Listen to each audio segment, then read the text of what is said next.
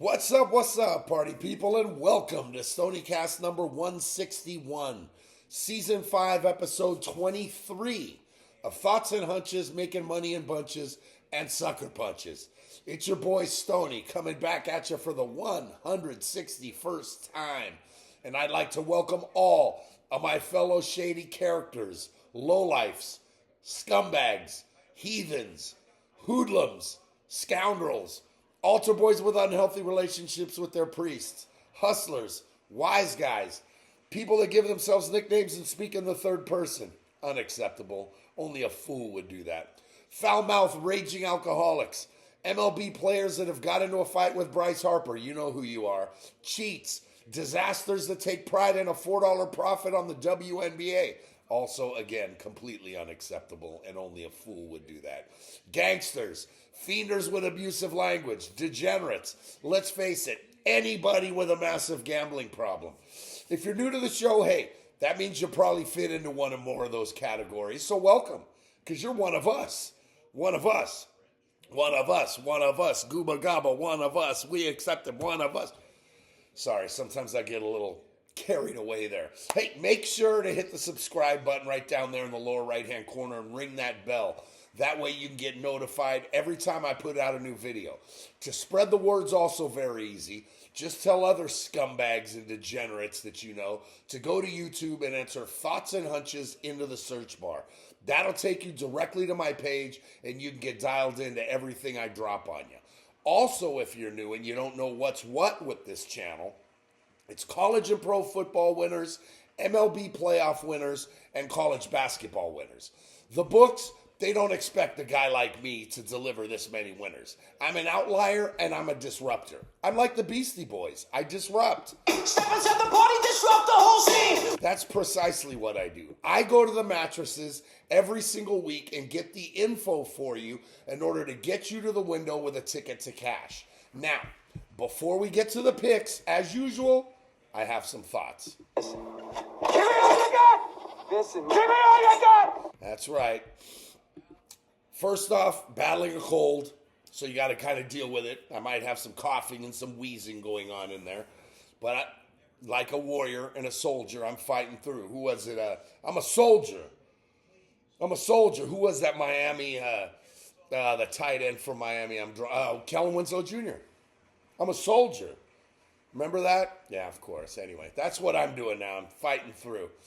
All right, a couple quick shout-outs. Number one, Josh G., better known as Robert Sarnoff. You're the man. Let's keep stacking W's and go large this weekend, baby. Vinny B., my other homeboy, just got to Vegas. Hit him hard this weekend, brother. I know you will. Now, for all of you that begged and pleaded for an expanded college football playoff format, I have to congratulate you because you were proven right on Ohio State winning the national championship, because in no other year in the history of college football would Ohio State have even qualified for the playoffs without the expanded system. I never liked the expanded playoff from the start and hated the fact that a 2-loss Ohio State team that didn't even make their conference championship game and was the third best team in their conference wound up winning the national championship. The first time the college football playoff went to 4 teams, Ohio State also won the title as the 4 seed. And now they won it this year as the 8 seed. Congrats to Ryan Day, mad love, for sticking it to Michigan fans.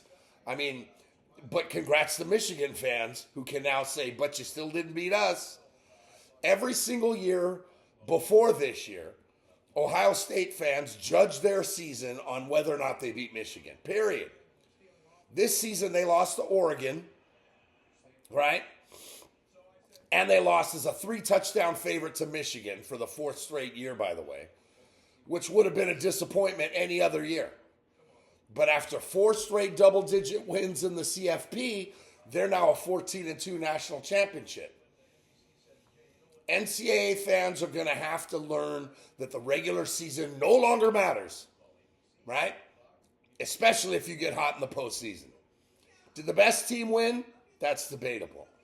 I'll argue that the most talented team won the title, but the best team that has the best season did not. That's what you get when you put a ridiculous 12 teams into the playoffs and then take a month and a half for those playoffs to finish. Ratings were down in the playoffs. Why? I think because the fans got tired of it. It went on too long. Is college football turning into the NBA with a laborious playoff system that fans just get tired of? A case can be made that they are. I always said that 6 is the most teams that should be in the playoff. And now that the season is over, I stand by that statement.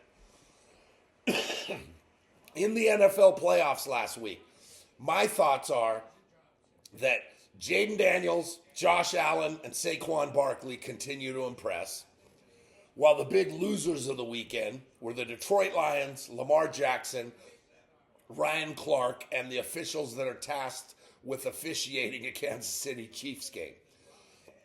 I congratulate Josh Allen and Lamar Jackson on not buying into the narrative pushed by the media, especially Ryan Clark, about a black quarterback versus a white quarterback.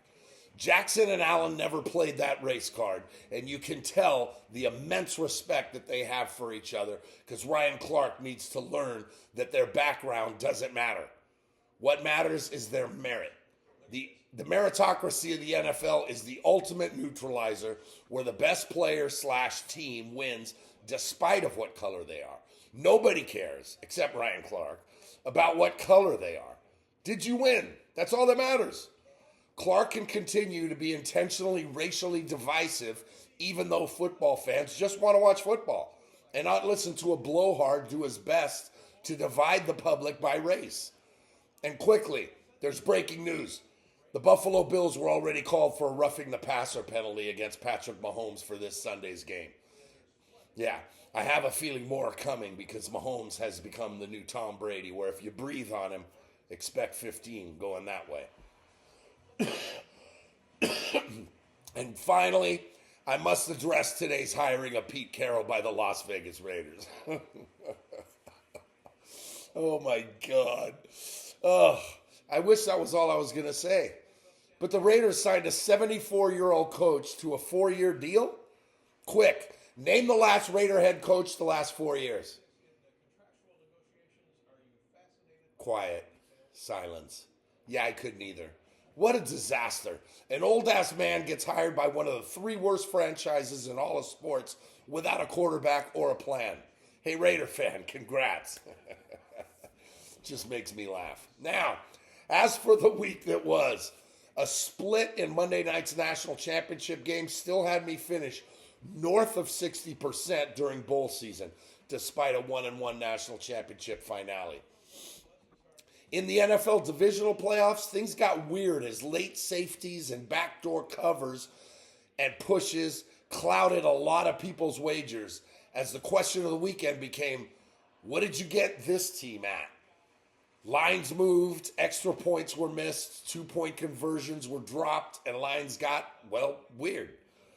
2-2 on Saturday and 1-1 on Sunday led to a weird, there's that word again, 4-3-1, which probably should have been worse, but as long as those W's get stacked, that's all that matters. NCAA hoops, a second straight uneven week with a very good Saturday, led to a 42-38-1 week, which drops the numbers, and while it classifies as a winning week, the numbers didn't do much.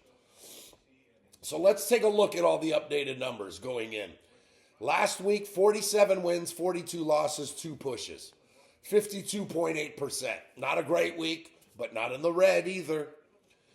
NFL playoffs, 12 wins, 7 losses, 1 push, 63.16%. A huge wild card weekend has me guaranteed to finish strong. NCAA basketball regular season, 415 wins, 333 losses, 6 pushes, 55.48%. Numbers dropping, but still looking pretty good after 2 bad weeks. Bowl season, 56 wins. Now the bowl season's over. 56 wins, 34 losses. 62.22%, a very profitable bowl season, any way you look at it. Overall, all 22 Stoniecast that I've given you this season, every pick that I've given you, 889 wins, 663 losses, 13 pushes. 57.28%. Numbers fell the last 2 weeks, but still in the 57 percentile can only mean one thing. Pay him. Pay that man his money. That's right. Now remember that all of these picks are 100% free. So for all the touts out there that are giving you 75 to 80% winners, come on. Stop. We all know that you're full of shit.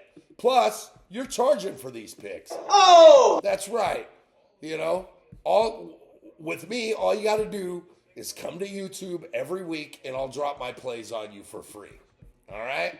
Now, you ready? Away we go to episode number 23. Just win, baby. That's right, Al. That a kid. The new week began on Tuesday with college hoops, and while I haven't had a breakthrough night yet, I'm still sitting at 19-14 so far this week with 7 more games tonight, and I'm 1-0 already tonight, right? Some of those are going on right now, right? Vinny B's got a couple of them. He screenshotted me pictures of his tickets from Las Vegas. Gotta love it, right? Go Penn State. And what was the other one? Was it Penn State was one of them. The other one was the other Big Ten game. I'm drawing a blank right now. Anyway, all right. Okay.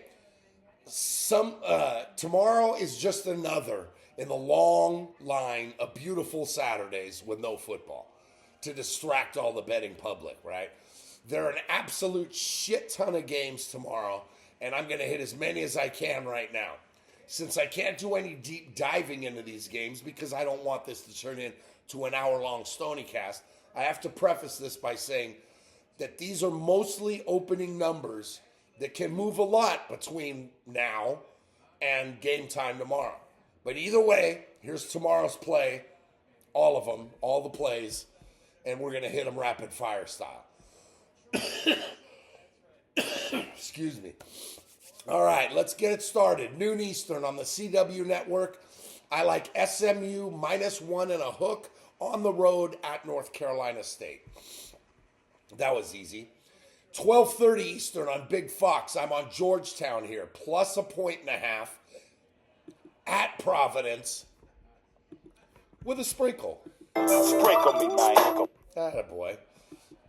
Nice of you to join us. All right. 12:30 Eastern. Wait a minute. Here we go. 12:30 Eastern on ESPN2. Give me Syracuse at home catching 7 versus Pittsburgh, who's been struggling a lot lately. Struggling.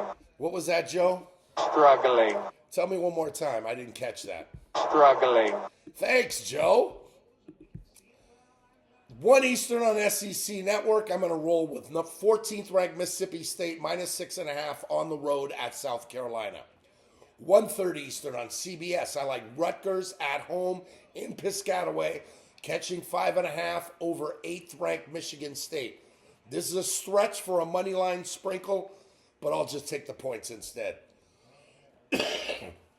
2 Eastern in Tempe. Give me Arizona State plus 10.5 at home versus 3rd ranked Iowa State. The Cyclones are the better team and they get the win, but the pesky Sun Devils get the cover at home. 2:15 Eastern on the CW network. I'm on Boston College plus 19 at North Carolina, who just isn't good enough to win by 20.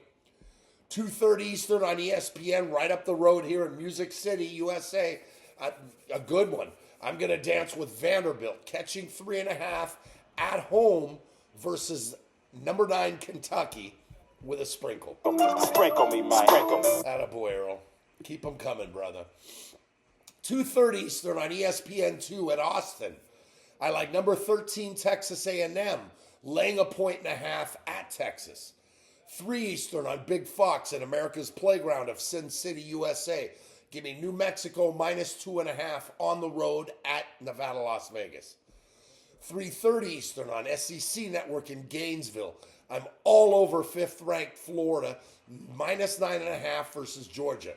The Gators are looking like one of the 2 or 3 best teams in the nation right now. I know there's a rivalry, but the Gators are still the play. Excuse me.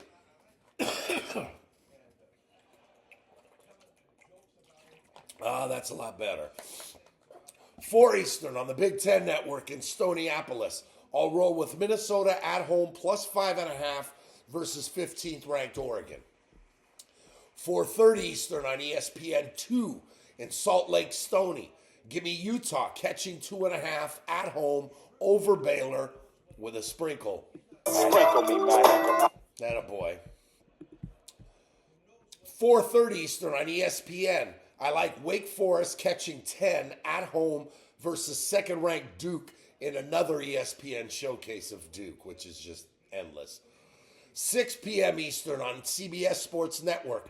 I'm on number 23 West Virginia, plus 1.5 on the road at Kansas State in the Little Apple with a sprinkle.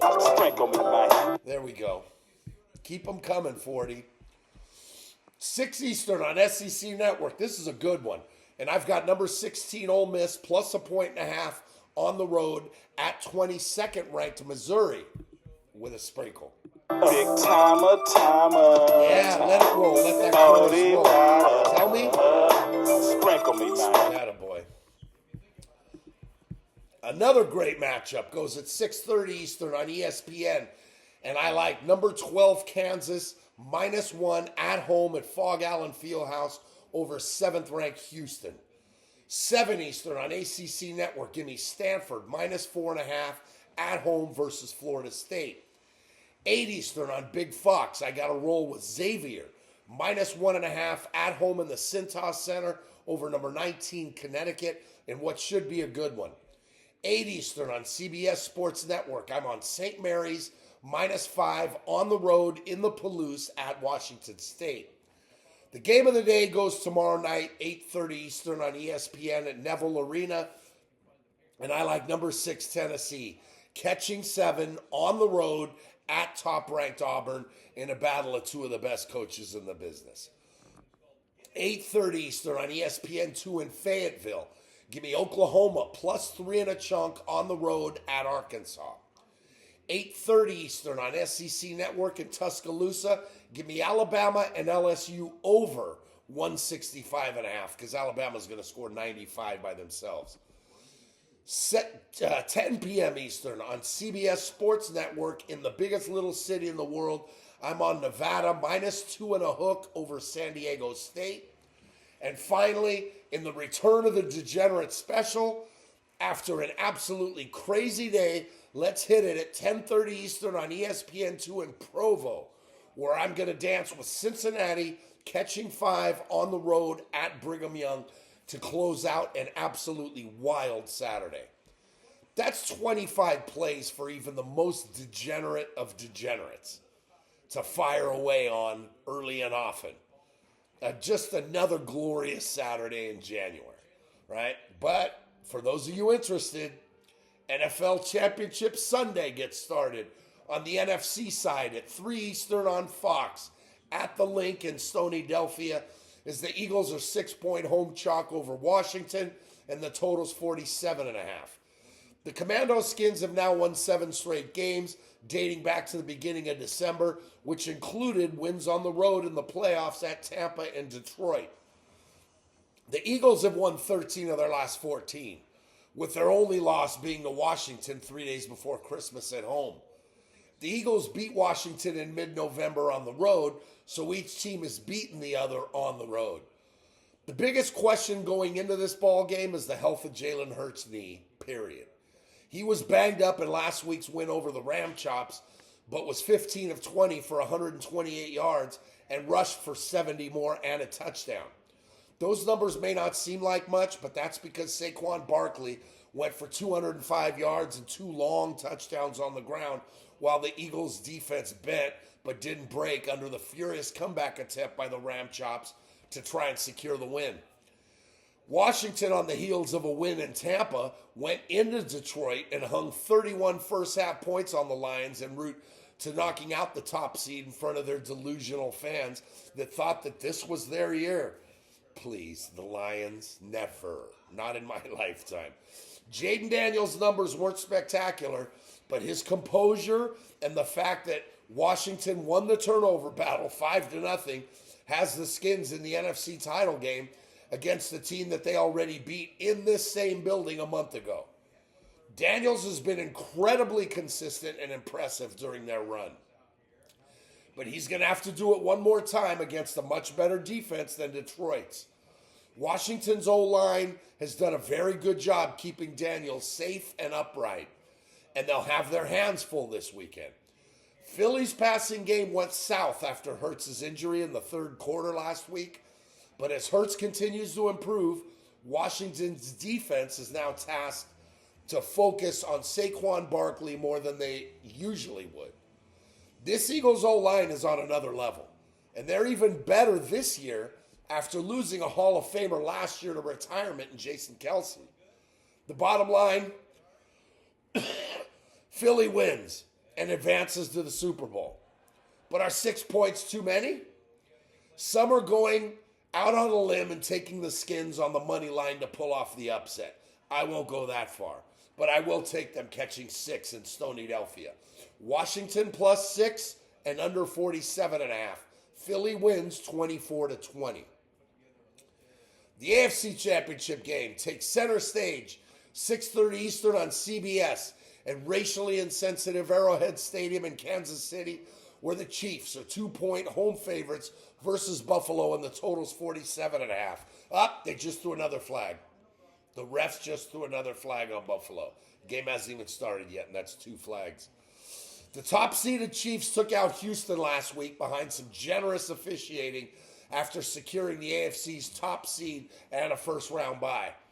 The second-seeded Bills come in after home wins over Denver 2 weeks ago and Baltimore last week. After starting the season 9-0, Kansas City suffered their first loss in Buffalo in mid-November. But the Bills, they've had a lot of success over the Chiefs in the regular season in the past few years. But now they meet for the 4th time in January with a Super Bowl berth on the line, where the Chiefs haven't lost to the Bills yet. This is a legacy game for Bills quarterback Josh Allen, who's becoming one of the best signal callers of his generation. But he can't get to the next level until he beats the best. That's Patrick Mahomes.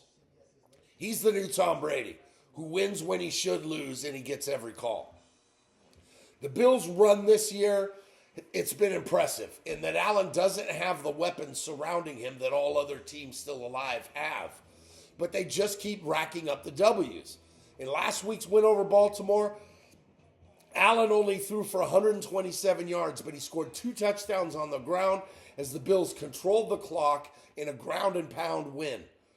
Both teams lean heavily on their quarterbacks to run the show, not only from the pocket, but on the run and to make plays when the design play is broken down. It's no surprise that Allen and Mahomes are 2 of the best in the league when the play breaks down.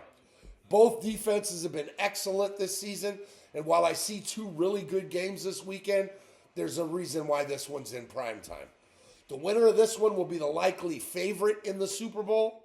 I already said this is a legacy game for Josh Allen, but it's also a legacy game for the Chiefs, as they're only 2 wins away from becoming the NFL's only 3-peat champions, right? When it's all said and done, though, I'm going to roll with Buffalo here. Catching 2 on the road with a sprinkle. Sprinkle me, man. Thank you, Earl. Thank you for that. Bills money line and under 47.5. Buffalo wins a good one, 23-22.